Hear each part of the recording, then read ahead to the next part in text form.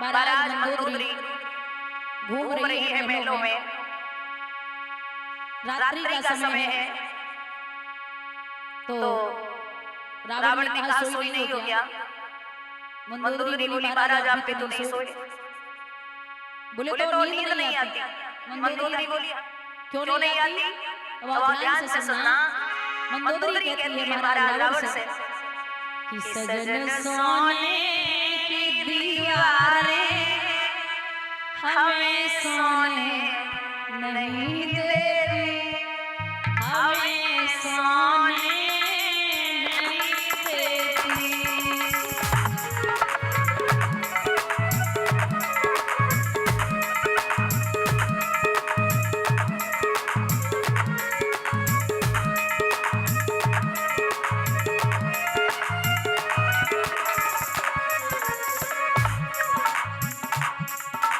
चमकते तीर तलवारें हमें सोने नहीं देती, हमें सोने नहीं देती।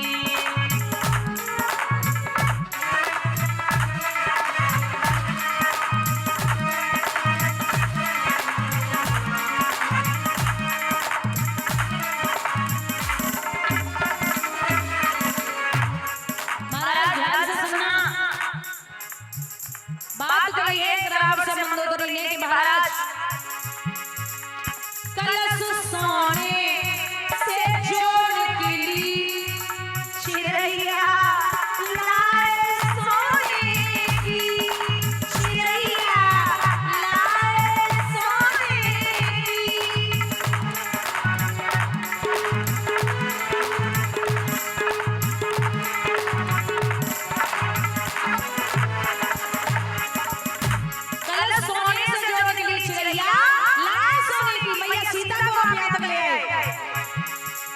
हेरे सोने मामा मारिच को भेजा, हेरे सोने का भिजवा कर बात करते हो सोने की।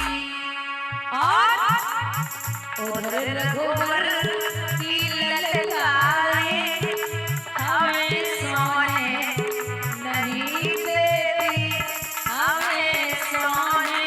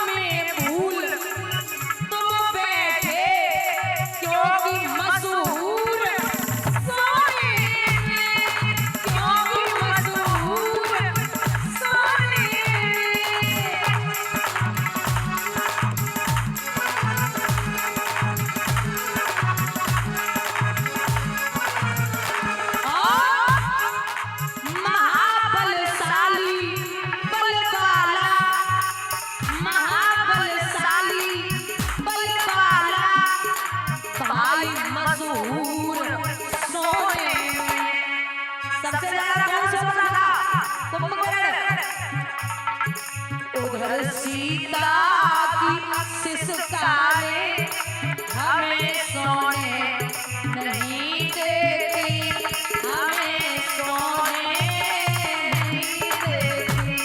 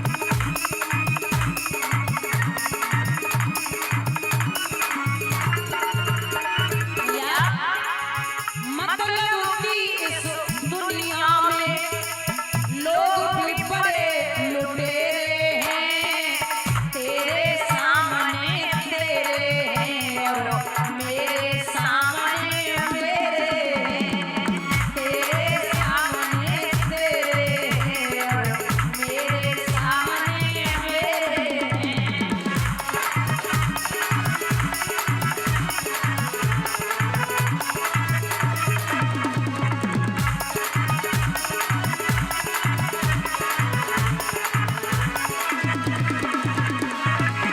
मुख में राम बगल में छुरी है, मुख में राम बगल में छुरी है, लोग भी बड़े लुटेरे हैं, तेरे सामने तेरे हैं और मेरे सामने मेरे हैं।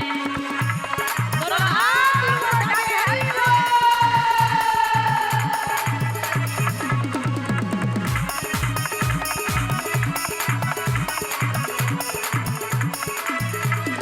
बोलिए सदगुरुदेव भगवान की। महाराज श्री सूत जी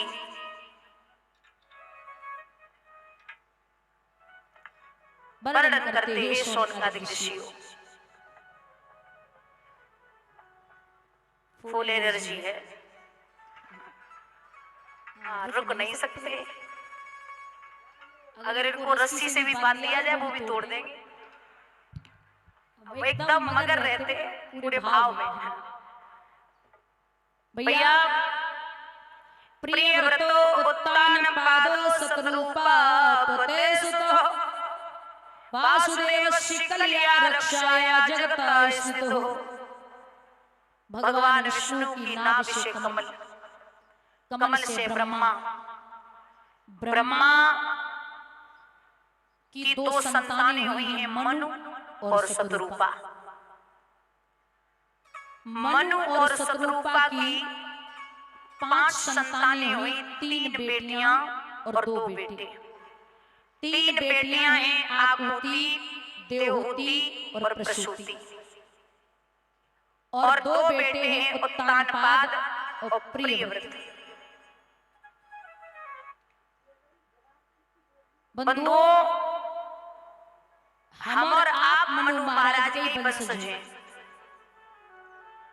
दुनिया 3 चीजों से बनी है, सतोगुण, रजोगुण और तमोगुण। और विज्ञान कहता है इलेक्ट्रॉन, प्रोटॉन और न्यूट्रॉन। आपको बता दें कि जो देवहूति हैं ये कर्दम ऋषि के लिए ब्याई गई थी, और सबसे बड़ी बात, शेम मनु महाराज अपनी बिटिया को लेके वहां पहुंचे।